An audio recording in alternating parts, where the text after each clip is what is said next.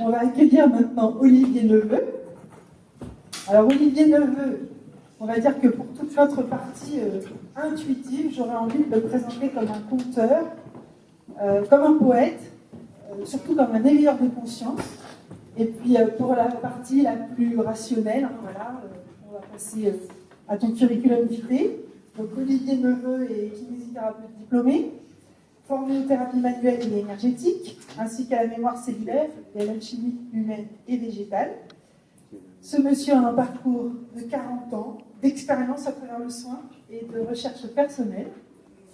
Sa curiosité autodidacte étant toujours à la pointe des dernières découvertes scientifiques, notamment sur le sujet de l'eau, il va nous présenter aujourd'hui la synthèse de toutes ces connaissances en nous parlant de la 4e forme de l'eau.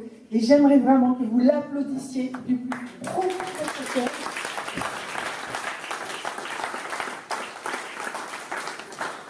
Après cette conférence, vous verrez, vous serez transformé, il parle directement à vos cellules.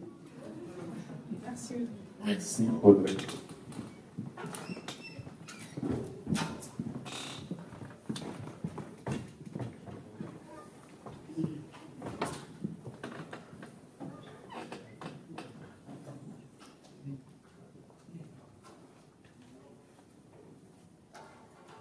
Bien, merci Audrey, merci Fabrice aussi, merci d'être là, merci à toute l'équipe de Coach Online, merci Cyril, Mounia, Caroline, puis toutes celles et ceux que je ne connais pas, le monteur qui est là.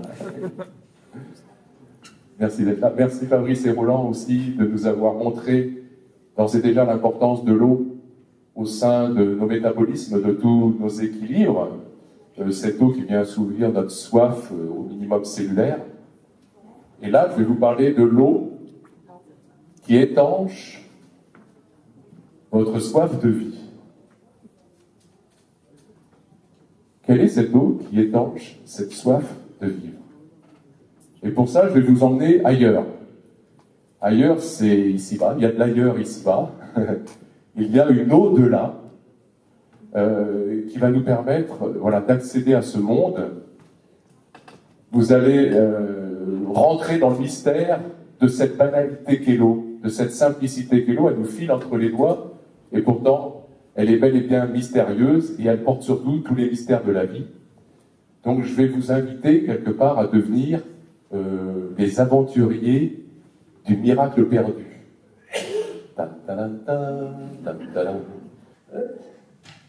Donc en tout cas, cette eau transcende la réalité. Elle est présente, elle est omniprésente, elle traverse toutes les spécialités, elle traverse les différents niveaux de réalité de notre réalité, elle traverse les dimensions, elle traverse les échelles. C'est vraiment l'alpha et l'oméga de la vie, et pourtant, je vais le dire, ça reste un mystère, et de loin. Mystère notamment par rapport à son comportement social, c'est-à-dire la relation que chaque molécule d'eau a avec ses copines. Et ça, c'est vraiment un mystère. On voit là qu'il y a une intelligence intrinsèque dans cette mobilité. Ça en fait donc un élément qu'on dit transdisciplinaire, c'est-à-dire qu'elle traverse, comme je viens de le dire, qu'elle est hyper adaptogène, elle est médiatrice, elle interfère, encore une fois, avec tous les niveaux de réalité qui nous tendent. C'est la brique fondamentale de notre corps, on l'a vu, avec Fabrice et Roland, dans la structure, dans nos fonctions, dans nos métabolismes, mais c'est aussi un élément incontournable dès qu'on parle d'énergie, dès qu'on parle d'information, et dès qu'on parle de conscience.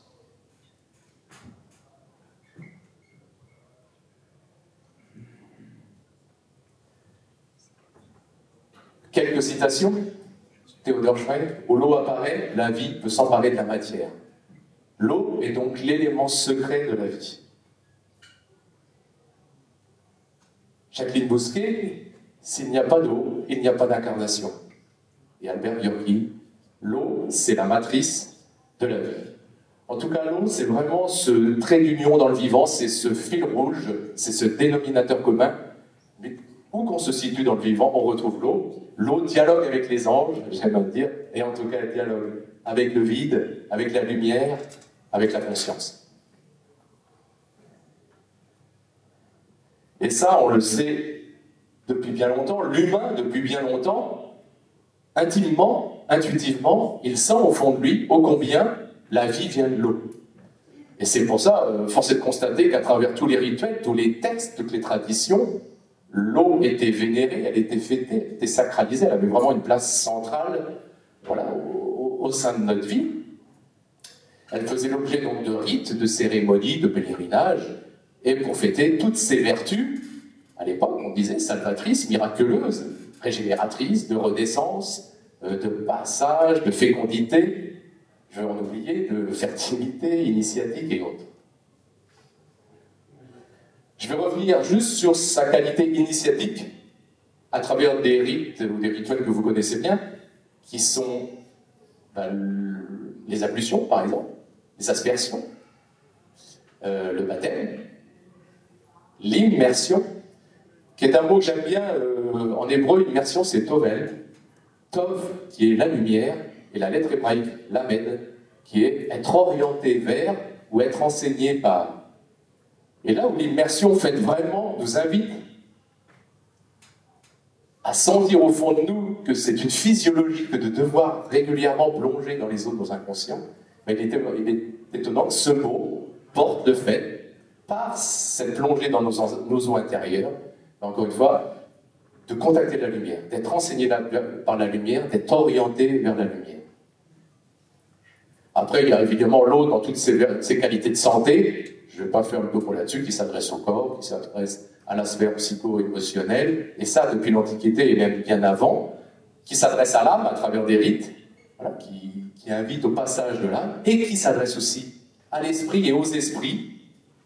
Bien des peuples savaient que l'eau portait les esprits. Au Cameroun, chez les Sawas, qui veut dire peuple de l'eau, tous les ans, il y a une cérémonie où le plus costaud du clan prenait une jarre, plongeait dans la rivière sacrée, au plus profond de la rivière sacrée, pour recueillir les esprits de l'eau, les esprits des ancêtres. Il remontait la jarre à la surface et donnait cette eau à disposition des anciens pour qu'ils décryptent, pour qu'ils reçoivent le message des ancêtres.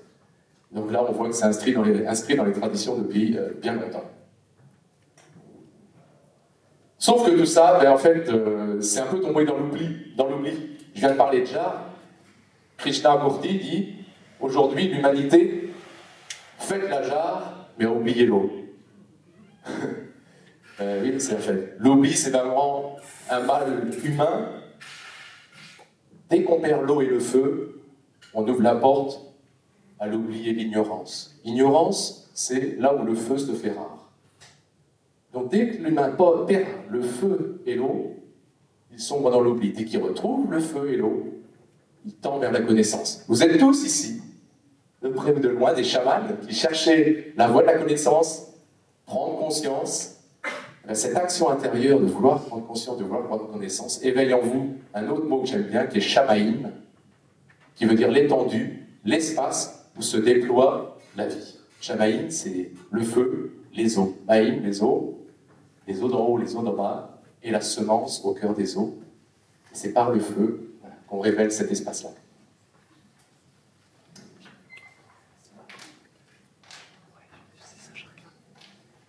Bon, on commence à sortir de l'oubli, parce qu'aujourd'hui, les scientifiques, enfin, font la reconnaissance que nous baignons dans l'eau. Avant, en biologie, on avait plutôt tendance à étudier la protéine, l'ADN ou autres structures en haut. Et là, aujourd'hui, on commence à replacer l'eau au cœur de tout cela. Et ils ont fait aussi reconnaissance que l'eau portait bien des mystères. En tout cas, cette notion de quatrième forme de l'eau, elle est vraiment née, on va dire, il y a un siècle, en même temps un peu que la physique quantique, où là, on a commencé à s'interroger sur cette nature bizarre de l'eau, qui est liée beaucoup à la créativité, à l'intuition, au fait que l'eau puisse emprunter, c'est-à-dire porter la mémoire de tout ce qu'elle côtoyait et qu'elle puisse communiquer. Mais moi, je vais surtout m'arrêter sur 2-3 noms que vous connaissez.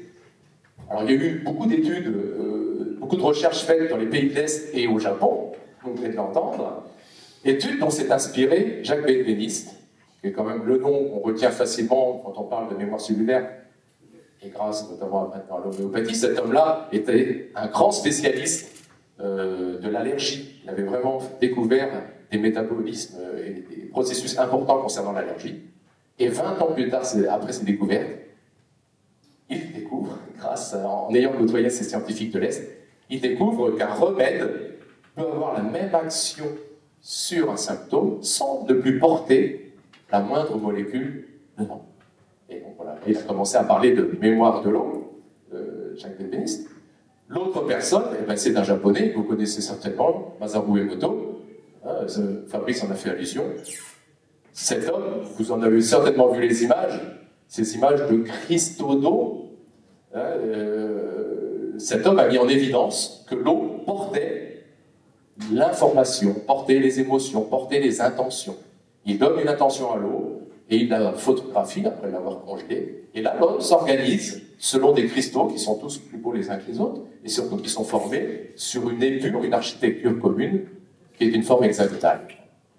Retenir de cela que, voilà, grâce à Emoto, on a vraiment pris conscience que l'eau portait l'information, portait nos ressentis, portait nos émotions.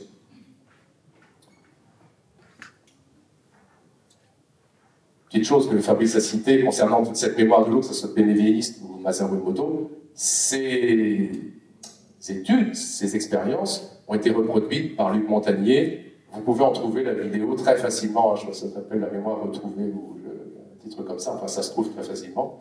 Et voilà, elle est parlante de cette expérience. Les deux autres personnes que j'ai commencé à citer avec Jacqueline Bousquet notamment, c'est Vinlu et Jacqueline Bousquet qui à Montpellier ont travaillé sur l'eau énormément. Vinlu démontrant grâce au Raman laser, la spectrométrie, que l'eau se structurait pour prendre de l'énergie et se déstructurait pour la liberté, pour la libérer, pour la liberté aussi, pourquoi pas, ça le fait aussi, pour la libérer. Et donc cette respiration se structurait pour prendre une information, une énergie, la transférer, la libérer. Ça, Vinlu a objectivé ça, et Jacqueline Bousquet suit derrière en disant que voilà, l'eau est vraiment le trait d'union entre tous les champs vibratoires, on va dire, qui nous sous-tendent, tous les champs électriques, magnétiques, électromagnétiques, informationnels, et les résonateurs du corps, que sont les macromolécules, les protéines, l'ADN et autres. Donc l'eau est vraiment l'interface entre ce monde visible et ce monde invisible d'abord et ce monde visible.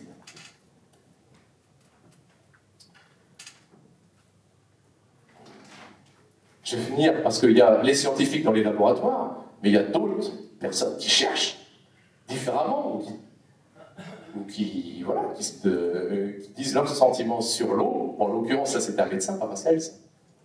L'eau est la matière du monde et de toutes ces créatures, une substance active, imprégnée de propriétés fécondes et vivifiantes. Léonard de Vinci. Telle unie à elle-même, elle tourne en une continuelle révolution, de ça, de là, en haut, en bas, courant. Jamais elle ne connaît la quiétude, pas plus dans sa course que dans sa nature. Elle n'a rien à soi, mais s'empare de tout, empruntant autant de natures diverses que sont divers les endroits traversés. Et il y en a bien d'autres.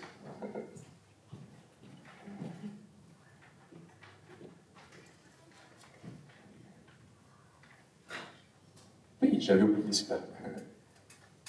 Mircea Eliade. L'eau symbolise la somme universelle des virtualités.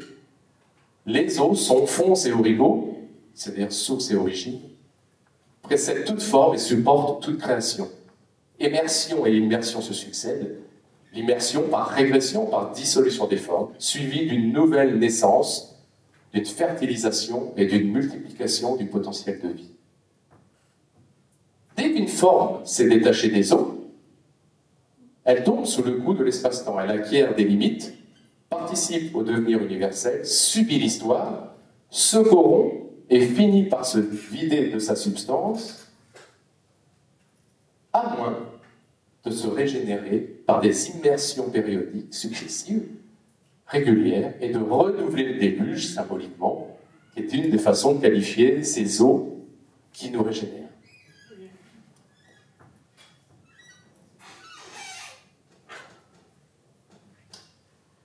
Et je vais en venir à la petite histoire qui est la mienne. Donc moi, Olivier Neveu, je suis entré dans le monde du soin il y a 40 ans, bientôt. Ça me fait drôle maintenant de dire rentrer dans le monde du soin, parce que ça voudrait presque dire que le monde du soin est réservé à la partie médicale ou paramédicale. Non, en fait, au quotidien, chaque instant de notre vie nous offre l'occasion de prendre soin d'eux, de soi, des autres. J'aime à dire qu'à ce moment-là, on passe d'un instant à un moment. Le moment, c'est ce non-espace où vous passez de chronos à kéros, de la quantité de temps à la qualité de temps qu'il nous faut pour prendre soin d'eux et surtout pour nous offrir ce qu'on appelle de l'antre. Voilà, ce non-espace-temps dans lequel œuvre la vie, dans lequel il se passe beaucoup de choses. Et il n'y a pas de meilleur élément pour moi que l'eau pour incarner l'antre. L'eau s'immisce partout, elle est présente partout, elle nous relie à tout. Donc, je suis kinésie de formation et formé aux thérapies manuelles et énergétiques. C'est une photo d'un de mes premiers stages. Bon, ça fait sauter les envies. Ah oui, il faut bien qu'on se fasse. Bon, en tout cas, voilà. Je vais juste vous dire un petit mot quand même de ce qu'a animé ma quête en tant que soignant, thérapeute, donc formé aux thérapies manuelles et énergétiques, à la mémoire cellulaire. Mais grâce à ces outils, je pouvais porter différents regards sur une même réalité. Une vertèbre en lésion, j'avais mes outils de kiné, mes ressentis sous les mains pour traiter le problème. Je changeais de casquette, je prenais un autre regard, qui est la dimension ostéopathique, un autre niveau de réalité de cette réalité-là, avec un ressenti sous la main qui devient plus subtil, plus sensoriel. Puis après, je regardais ce qui se passait en périphérie de la vertèbre, notamment avec la présence d'enroulement tissulaire, et en remarquant que si on fait céder la notion d'enroulement tissulaire au regard de la vertèbre revient à sa place. Et ensuite, on change encore de niveau de réalité. Pour cette même réalité, on considère la perturbation énergétique au niveau de l'enroulement cellulaire. Si on règle la perturbation énergétique, l'enroulement cède et la vertèbre revient à la normalité. Tout ça pour dire déjà qu'il y a différents niveaux de réalité pour une même problématique, une même réalité, et avec une petite voix qui reste à l'intérieur de moi, qui est « mais est-ce qu'il n'y a pas quelque chose en amont ?»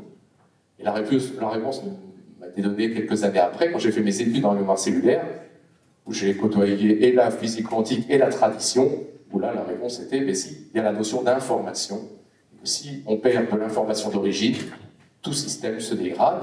Donc là, je suis rentré dans cette quête avec cette donnée supplémentaire, donnée par Jacqueline Bousquet, que j'ai croisée à cette époque-là, qui disait, et dans cette quête informationnelle, l'élément important, c'est l'eau, parce que c'est l'eau qui va porter tout ça. Et là, j'ai pu, sur mes tables de soins, objectiver sur les corps cette collaboration de l'eau et de l'information dans la chair. C'est l'expérience la plus troublante que j'ai eue de ma carrière, c'est de voir renaître la chair. Je fais ce mouvement-là, mais c'était celui-ci, où je prenais le bassin et la région dorsale-lombaire, j'écartais comme si je voulais mesurer, via la chair, le fait que si l'humain est un arbre, l'écorce revit. C'est-à-dire, je voyais revivre la chair comme on voit revivre l'écorce d'un arbre à partir du moment où la sève la réinvestit. Et j'avais sous les yeux, très rapidement, l'efficience de cette collaboration de l'eau et du verbe dans la chair. Donc là, vraiment, déjà, c'est sur lequel je ne donnais pas de mots au départ. Hein. Au départ, je faisais cette manœuvre de façon intuitive, mais voilà, sans savoir.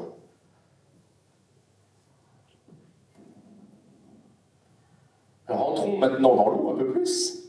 Et pour arriver à la quatrième, on va d'abord passer par les trois premières, parce que c'est pas banal qu'un élément puisse adopter trois qualités, liquide, solide et gazeuse. Liquide, on a une forte activité moléculaire, beaucoup de mouvements, avec des mouvements très aléatoires et une structure très souple. Solide, c'est l'inverse. L'activité moléculaire baisse, voire s'arrête, et l'eau se structure de plus en plus jusqu'à devenir solide. Gazeux, une exclusive mobilité moléculaire, il n'y a pas de structure, à des vitesses importantes et avec une densité moindre. Pour ensuite arriver à la quatrième forme de l'eau. Et pour ça, je vais d'abord évoquer la nature colloïdale de l'eau. C'est fondamental d'avoir ça à l'esprit. Ça a déjà été évoqué un petit peu ce matin. C'est vraiment la vie qui anime l'eau, voire même l'eau qui anime la vie. Il faut vraiment avoir à l'esprit que l'eau vivante, par nature, voilà, elle est libre, elle est plastique, elle est adaptogène, possède un polymorphisme. Voilà, elle peut changer de nature à chaque instant, de forme, dans une très grande liberté, capable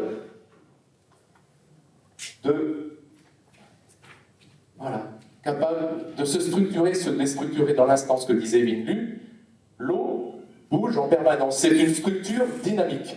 Dès qu'elle veut se structurer, il faut vraiment que vous ayez à l'esprit que c'est totalement impermanent. Elle incarne par excellence l'impermanence de l'univers. Donc ça, c'est vraiment la première chose qu'il faut avoir à l'esprit, c'est cette vie intrinsèque de l'eau. On l'a dit, cette nature colloïdale de l'eau, une eau lévitée, parce qu'en fait, elle incarne un principe de la création qui est la légèreté. L'eau incarne la légèreté. L'eau, par nature, quand elle est vivante, elle s'oppose aux forces de gravitation. La gravitation, les forces gravitationnelles, c'est de la lourdeur, de la pression, de la dégradation, de l'accumulation, de la dégénérescence. L'eau a cette vertu d'incarner l'inverse, des propriétés de légèreté, d'élévation, d'espace, de mouvement, d'épanouissement. Donc on l'a dit, léviter. L'eau permet aux éthérés de s'incarner via une prise de terre, mais par l'eau. Il faut avoir ça à l'esprit, c'est que la prise de terre passe par l'eau, que l'eau permet une prise de terre, et cette eau permet aussi aux hyperstructurés de s'assouplir, de retrouver du mouvement. Ça, c'est plutôt mon cas. Moi, très petit, j'étais très vieux, je suis un vieillard, moi je suis un olivier, et voilà, j'ai pu expérimenter voir cette eau. Ça assouplit, c'est mieux que soupline. Cette qualité d'eau, cette nature colloïdale, va donc permettre la mise à disposition de toute la matière organique par une dispersion physiologique, rendant la matière organique bio-disponible en quelque sorte. Hein. C'est vraiment la dynamisation naturelle, originelle de l'eau et de l'univers. Et en plus, une des vertus de cette eau, quand elle a ses qualités colloïdales, c'est qu'elle offre de l'espace, elle offre du vide. Marc-Henri dit « le vide n'existerait pas sans l'eau ». L'eau offre du vide. Et par ce vide s'expriment des forces de vie, des énergies de vie, qui sont préinscrites dans le vivant, qui sont préinscrites dans l'univers. Donc cette fameuse force antigravitationnelle qui est propre à l'eau vivante.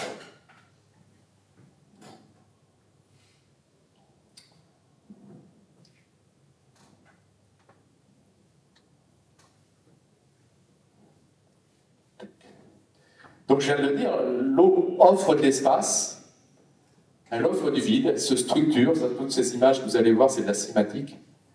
Ça montre toutes les fluctuations qui émanent de notre univers et qu'on peut incarner à travers cette eau. En tout cas, ces qualités de l'eau confirment les propos de Linus Pauling, dont Fabrice a fait allusion. Hein, la taille et la forme d'une molécule sont plus importants que le composé chimique. Et Martin Chaplin a confirmé ça en rajoutant et l'espace au sein de la molécule et autour de la molécule. Donc taille, forme et espace caractérisent une eau vivante. Et cette qualité colloïdale, en fait, on la retrouve dans tous nos liquides intracorporels. Hein, dans la lymphe, dans le liquide interstitiel, le sang, le sérum intracellulaire. Tous ces liquides ont une vie, ont du mouvement, possèdent du mouvement, mais surtout on s'aperçoit que lorsqu'on boit de l'eau vivante, de nature colloïdale, c'est elle qui vient relancer cette nature colloïdale de toutes les solutions qu'on nous avons là. Le sang retrouve de la vie, retrouve de la fluidité.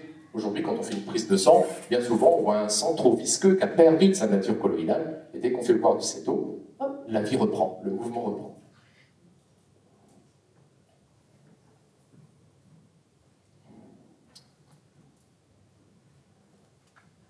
La molécule d'eau est de loin le meilleur outil pour exploiter l'énergie du champ du vide. Voilà. Elle offre le vide et elle permet à ces énergies de s'exprimer.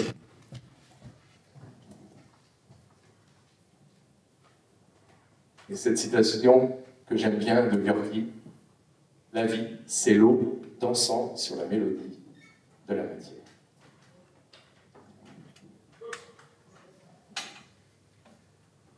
Donc, cette quatrième forme de l'eau, pour en parler, il y a plein de scientifiques qui ont travaillé dessus, les 4 noms essentiellement, Albert Björky, Gilbert Ling, Gérald Pollack et Marc Henry.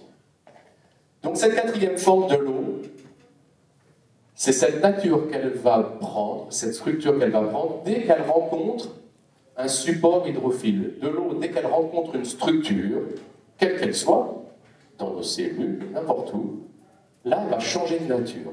Elle ne va pas rester liquide. Elle va s'organiser, elle va se structurer. Elle va adopter une nature qui est entre l'eau liquide et l'eau solide. C'est-à-dire qu'elle va perdre un peu de cette liberté moléculaire qu'elle a quand elle est liquide, et elle va légèrement se structurer. Il y a beaucoup moins de mouvements aléatoires des molécules d'eau, et surtout, les molécules vont devenir plus stables, plus contraintes, formant le plus souvent une forme hexagonale. Donc voilà la nature que prend l'eau.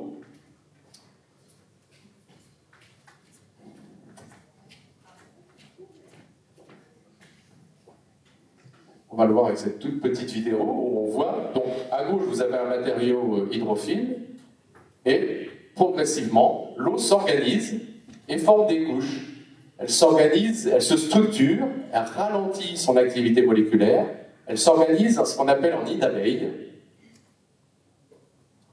par couche, par chaîne. C'est vraiment une structure tout à fait nouvelle de l'eau, et même à la limite aujourd'hui on est même tenté de parler, on le verra après, mais plus d'H3O2 que d'H2O.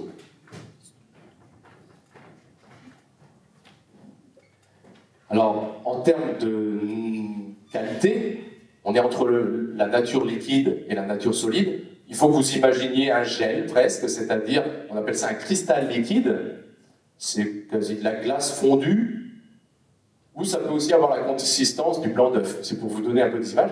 En tout cas, particularité extrême, c'est une eau qui est solide à température ambiante.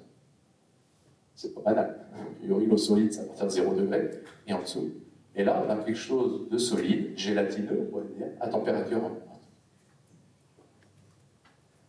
Donc voilà, on l'a dit, donc, cette eau liée, structurée, interfaciale, parce qu'elle vient se mettre entre tout support hydrophile et le milieu intérieur d'une cellule, le liquide interstitiel ou autre.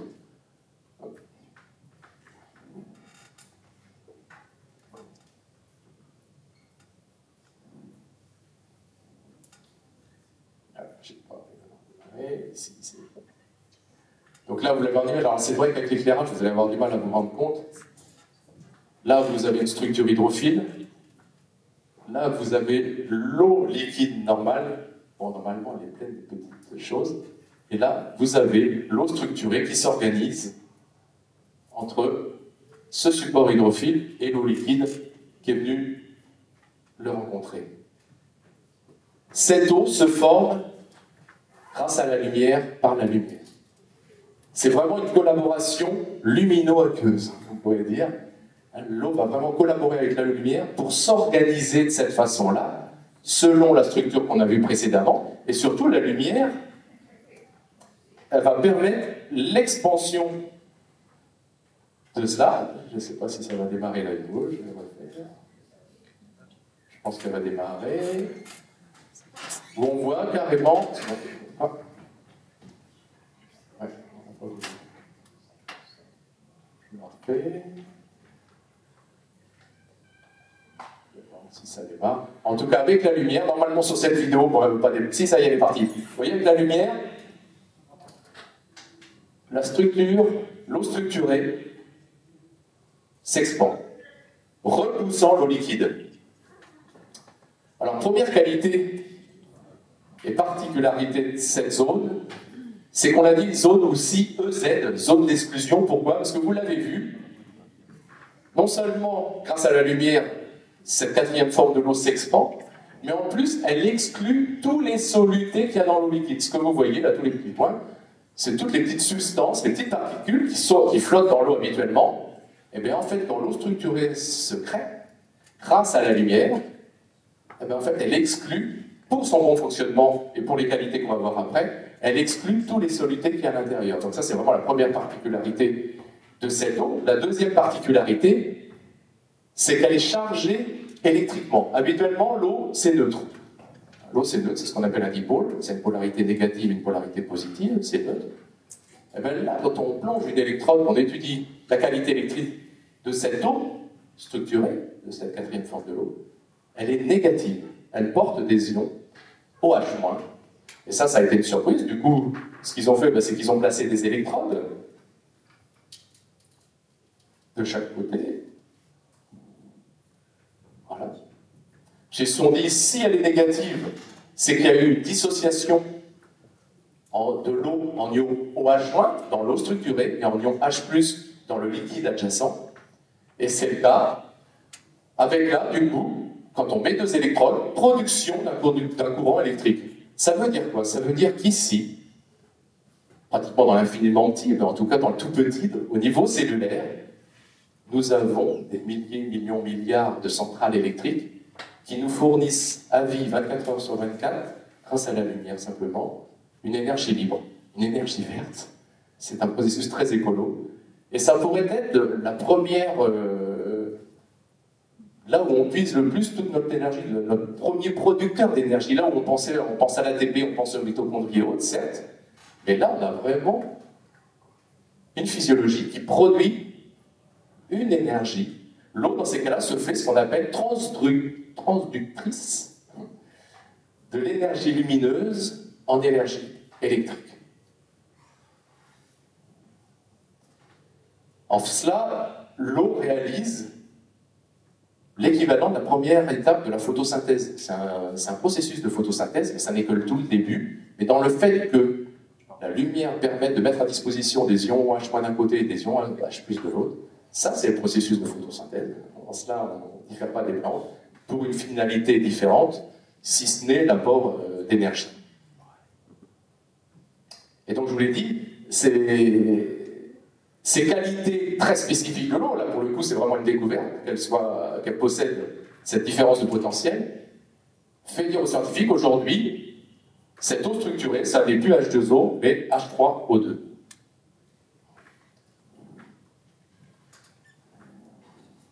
Donc à partir du moment où on a de la lumière qui interagit avec l'eau pour s'organiser en eau structurée, avec présence d'ions négatifs, donc de courant électrique, on a une énergie, et qui dit énergie dit travail. Donc on vient de voir déjà que la lumière, que l'eau permettait de transformer l'énergie lumineuse en énergie électrique, mais en plus, ça a été une autre grande découverte, on va s'apercevoir qu'il y a un mouvement qui se crée tout naturellement. Il y a un dynamisme, il y a une énergie cinétique. L'expérience là, c'est de prendre un petit tube de naphthion, c'est un matériau hydrophile qui aime l'eau, on va le plonger dans l'eau, et on va voir ce qui se passe sous microscope.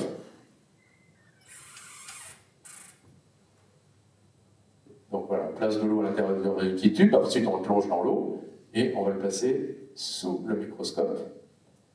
Et on va regarder ce qui se passe. Et vous allez voir tout de suite déjà la formation d'eau structurée, le long des parois. Là, vous avez le tube ici, le tube là-haut. Le long des parois, l'eau structurée, il n'y a plus de soluté. Et naturellement, l'eau adopte un mouvement, alors qu'il n'y a rien. C'est de l'eau inerte.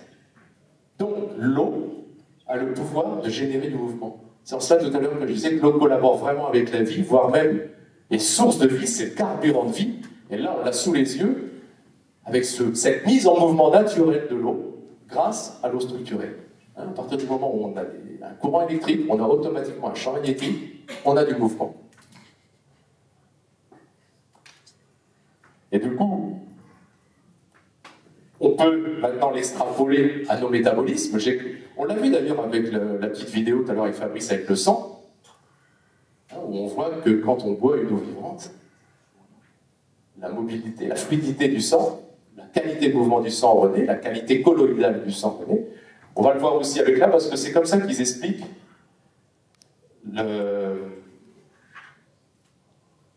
le fait que les globules rouges puissent passer, malgré leur taille, à travers les plus petits capillaires.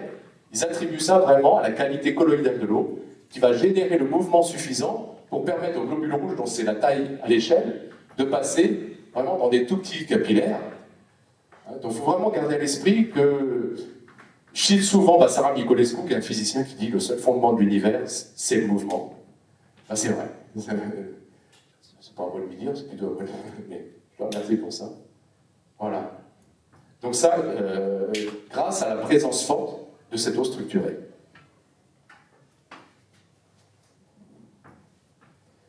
Alors, bon, en fait, on en est relativement au début de ces découvertes. On se pose bien des questions de l'intérêt d'avoir cette eau chargée électriquement. Au minimum, ça fournit de l'énergie. Si ça fournit de l'énergie, ça vient aider le corps à bien fonctionner, notamment en intracellulaire, sur ce qu'on appelle le repliement des protéines. Les protéines se forment par succession d'acides aminés, elles forment des chaînes, mais ensuite elles se replient. C'est fondamental pour leur bon fonctionnement. Certains acides aminés vont tisser du lien avec les autres. Et ce serait cette activité électrique qui donne l'énergie nécessaire aux protéines pour réaliser ça. Ensuite, une autre conséquence de cette présence électrique dans cette eau structurée, c'est pour nos articulations, par exemple.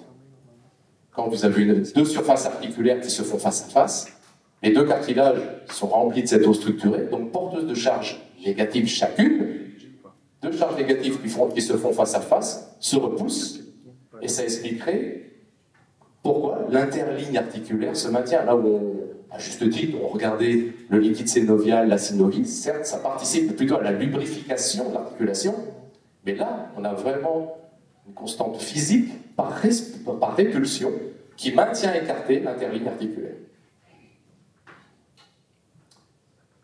Bon, après, ça va expliquer bien des mystères, mais je ne voudrais pas être trop long.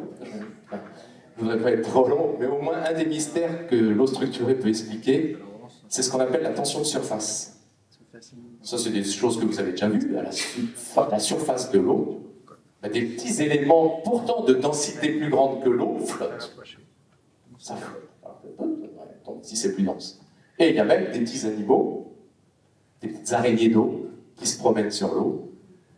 Et ça, c'est expliqué par ce qu'on appelle la tension de surface. Et il semblerait que c'est parce que l'eau s'organise en eau structurée, parce que l'eau structurée se forme même sur l'interface air-eau. C'est-à-dire que l'eau, quand elle rencontre l'air, elle va s'organiser en couches structurées, créant là une sorte de caoutchouc qui expliquerait cette flottaison, cette capacité de flottaison, qui peut même être extraordinaire. Vous connaissez peut-être le basilic.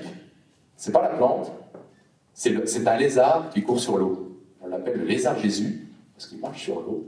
Ça, vous tapez ça sur les lettres, c'est impressionnant de voir ce lézard qui se balade sur l'eau.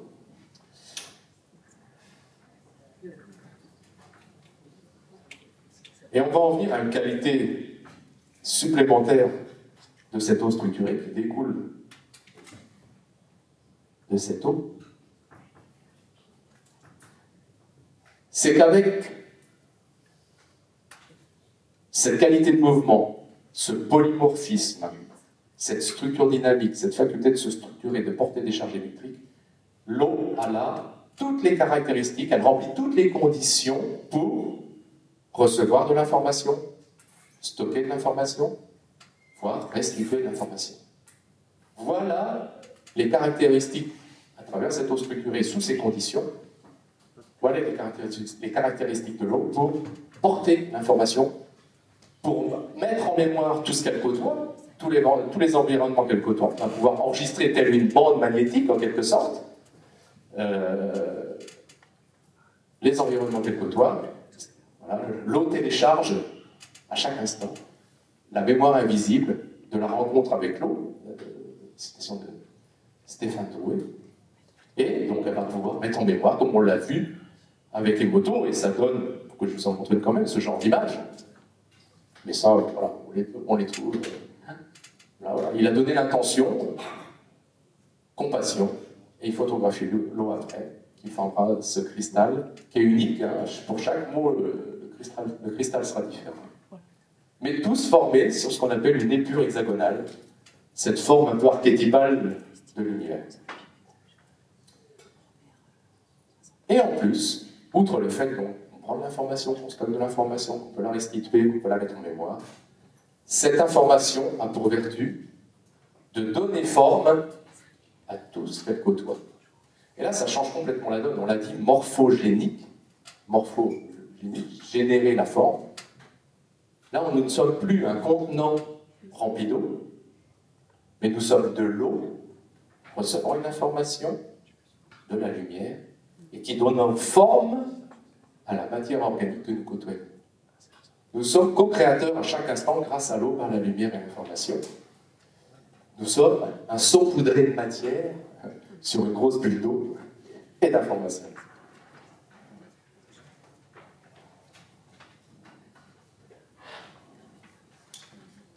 Donc il faut vraiment avoir l'esprit que l'eau est capable de capter, de stocker, de mettre en mémoire, de conduire, on va le voir, et de restituer de l'information. Soit pour un bon fonctionnement métabolique, soit encore, mais d'abord, pour donner forme et entretenir la forme. D'ailleurs, le bonjour haïtien, je ne sais pas comment ça va, mais c'est de quelle eau es-tu aujourd'hui? Voilà. De quelle forme es-tu? De quelle eau es-tu? Donc, voilà, elle restitue l'information un peu tel un sémaphore. Le sémaphore, c'est ses phares avec l'alphabet. En permanence, elle passe son temps à prendre de l'information, à capter, la restituer. Plus, si quand même, une petite citation de Jacques Bénis, pour décrire la façon dont il en parle. Donc l'eau sert de milieu d'empreinte à toute molécule par les différents champs électriques, magnétiques, électromagnétiques. Le phénomène a un impact sur notre compréhension des molécules et sur la façon dont elles se parlent. Mais effectivement, ça change la donne. À partir du moment où l'eau génère la forme, que l'eau communique l'information, la signalisation cellulaire, c'est un sujet très important dans ce qu'on appelle le potentiel redox de la cellule, où on parle d'hydratation, de nutrition de la cellule, d'élimination des déchets et de signalisation cellulaire. Il faut savoir que si on respecte tout ça pour la cellule, elle peut régénérer éternellement. Non pas que je veuille faire de vous des immortels, mais au moins de tendre vers l'éternité. Hein. Le transhumanisme, lui, nous promet la perpétuité. C'est au-dessus. Il faut rajouter à cela un sujet supplémentaire, une condition supplémentaire pour cette eau structurée, dont on vient de voir voilà, beaucoup de choses. Hein. Elle est capable, donc elle élimine les solutés, elle est porteuse d'ions négatifs, elle génère des énergies électriques et cinétiques, elle capte l'information, elle met en mémoire et restitue. Ce travail de mise en mémoire et de restitution de l'information se fait avec une condition supplémentaire qu'on appelle le domaine de cohérence. C'est-à-dire, Vinlu, entre autres, disait une molécule d'eau, elle n'aime pas être seule. Elle passe son temps à aller chercher, à tenir la main aux copines et lâcher, tenir la main aux copines et lâcher. En cela, elle forme donc ce qu'on appelle un domaine de cohérence. Et donc, à ce moment-là, n molécules d'eau, plutôt, se comportent comme une. C'est-à-dire qu'une information captée par une molécule diffuse immédiatement à une systémie de molécules, à 100, à 1000, jusqu'à 10 millions de molécules, pour donc former un domaine de cohérence. Ces 10 millions de molécules vont adopter la même information dans l'instant. Donc, ces domaines de cohérence, à notre échelle, vous pouvez les objectiver avec des phénomènes tels les nuées des tourneaux. Vous avez déjà vu ces images de nuées des tourneaux, ces oiseaux qui forment tout un nuage et qui vivent comme un seul élément, et aussi les bancs de poissons, par exemple. C'est autant d'exemples, mais là c'est à l'échelle de la molécule d'eau, et elle se forme de cette façon-là par synchronisation. La synchronisation, c'est cette expérience que vous avez peut-être vue sur le net, des métronomes. On prend, mettons, à l'eau une quinzaine de métronomes, on va lancer le bras des métronomes de façon chaotique, et parce qu'ils sont posés sur un même support, ils vont très rapidement se synchroniser sans rien faire d'autre. Hein. Là, vous avez clac, clac, clic, clic, cloc, cloc. D'un seul coup, tout le monde rentre dans le rang. N'y voyez pas d'allusion avec l'actualité, parce que là, même les vilains petits canards rentrent dans le rang. Voilà, c'est pour le bien. La synchronisation explique cette mise au diapason d'1 million de molécules pour recevoir une information, l'amplifier et la communiquer. Donc le phénomène d'amplification d'information, de résonance et de communication se fait via ces domaines de cohérence. J'allais dire, un autre exemple de synchronisation, c'est dans les stades qui ne saute pas n'est pas fait le dos. Et puis là, d'un seul coup, 1 millier de personnes qui la synchronisation, c'est aussi simple que ça, et ça marche dans bien des systèmes. Donc la communication de l'information va ensuite se faire, là je vous ai dit, c'est 10 millions de molécules qui se mettent au diapason, c'est comme si vous avez naissance d'un diapason, et dans le corps, ailleurs, s'il y a même le même diapason, il y a résonance. Donc il y a communication de l'information de la tête aux pieds à une vitesse phénoménale. Il semblerait même que ça soit un des premiers moyens de communication par ce phénomène de résonance. Là, je vous invite à aller voir les découvertes de Benjamin Libet, un Américain, un neurophysiologiste, neurochirurgien, qui a démontré que, par exemple, quand on se pose la main sur une plaque chaude, le temps de retrait de la main, c'est environ 30 millisecondes. Or, il fait la même expérience en stimulant la sphère cérébrale pour entraîner le retrait de la main. C'est 300 millisecondes, c'est bien plus long. Et là, on voit bien que ça ne passe pas par l'influx nerveux et que c'est bien la conduction informationnelle qui a donné l'ordre, sinon on serait cramé 3e degré à tous les coups. Hein, donc ça, c'est vraiment, ces expériences-là sont majeures, je vous invite, il en a fait plein d'autres. Hein, c'est vraiment un univers à découvrir. Ensuite, au niveau de la cellule, bien évidemment que tout ça se joue. Déjà, l'eau, elle fait partie intégrante de la cellule. Hein, elle fait partie intégrante de membrane cellulaire. C'est de l'huile recouverte d'eau en dessous et au-dessus. Elle fait partie intégrante de la membrane cellulaire. Mais surtout, elle va aussi s'organiser de cette façon-là, en forme structurée, cohérente et incohérente, c'est-à-dire cohérente, elle se met au diapason, je reçois une information, incohérente, je redeviens libre, j'ai lâché mon information, je redeviens cohérente, je reçois une nouvelle information, et dans l'instant d'après, je redeviens incohérent, j'ai lâché mon information. Et l'image que j'aime apprendre de ça, c'est les cérémonies d'ouverture des Jeux Olympiques ou de ce genre de manifestations, quand vous avez des milliers de personnes sur le terrain de foot qui font des tableaux. Vous allez avoir les tableaux des différents pays, puis d'un seul coup, ils courent un tout petit peu, ils sont incohérents, et hop, ils réincarnent un paysage, ils courent un petit peu, c'est incohérent, toc, ils redeviennent cohérents, ils réincarnent, enfin, ils nous montrent un autre tableau. C'est pour vous imaginer ce qui se passe, mais des milliards et des milliards de fois sur la surface de notre membrane cellulaire, notamment pour communiquer de l'information à l'intérieur de la cellule et assurer le bon fonctionnement de la cellule. Juste 2-3 chiffres à ce niveau-là, pour montrer la capacité de mémoire de notre organisme. Je réfléchis toujours 2 secondes, ce n'est pas des chiffres que je connais par cœur, mais ça va vous donner un ordre d'idée. Alors déjà, on est capable de calculer le flux linéaire de l'eau, c'est-à-dire combien d'eau passe de proche en proche dans notre corps. Si pour le sang, c'est 8000 litres par jour, par seconde dans notre corps transite 7 litres d'eau chaque seconde de proche en proche. C'est juste énorme quand on dit que le mouvement c'est la vie c'est le mouvement, c'est peu de le dire. Et après ils ont ramené ça en niveau d'information. On sait qu'il y a ce débit de 7 litres d'eau par seconde. En transfert d'information, c'est 100 hexaoctets.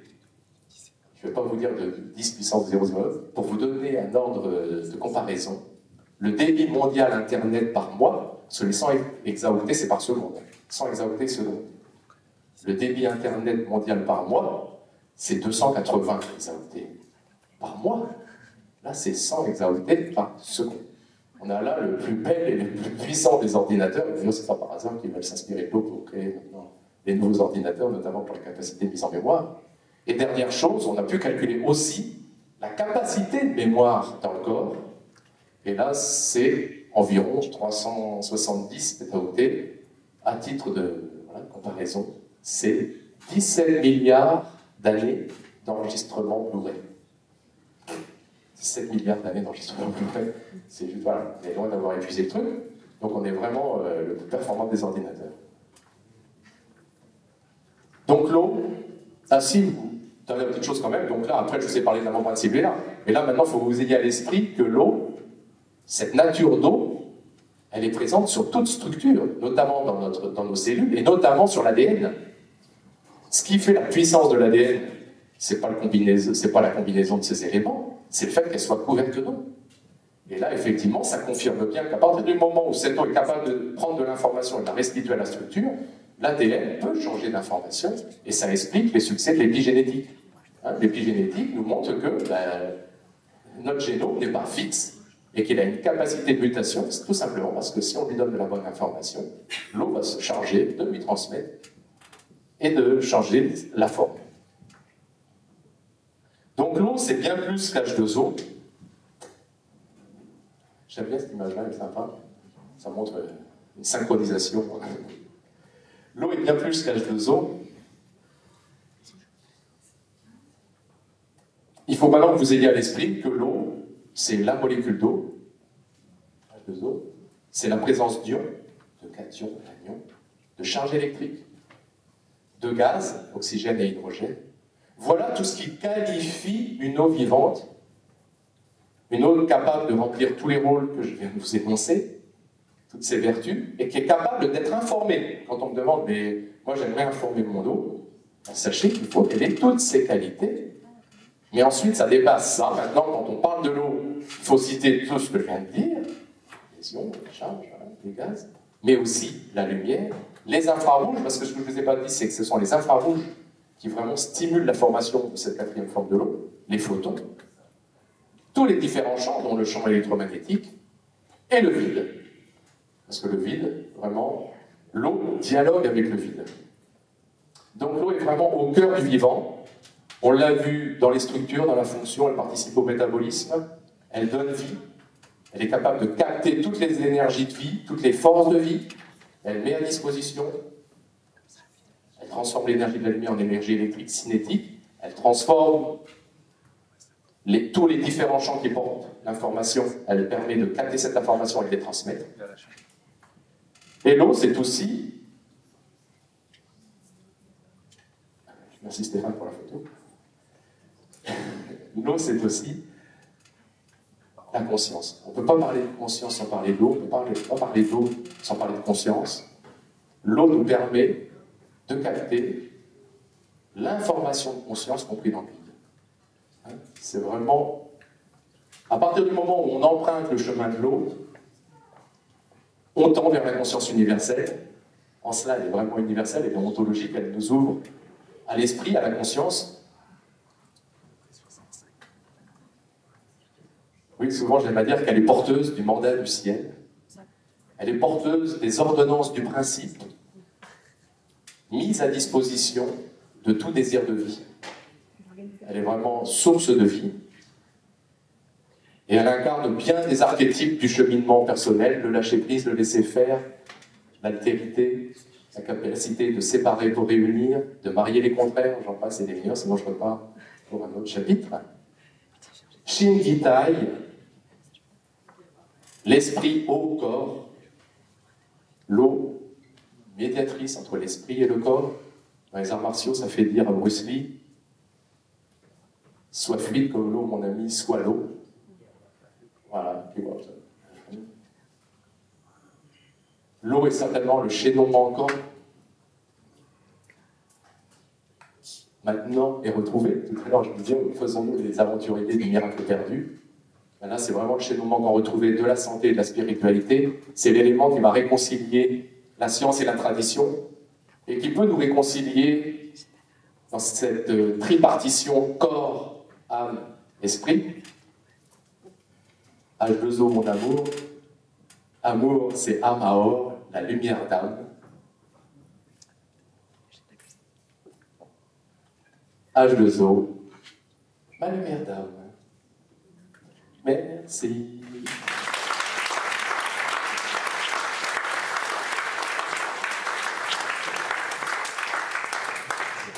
Merci infiniment, Olivier. J'avais dit un poète, conteur, éveilleur de conscience. Merci infiniment.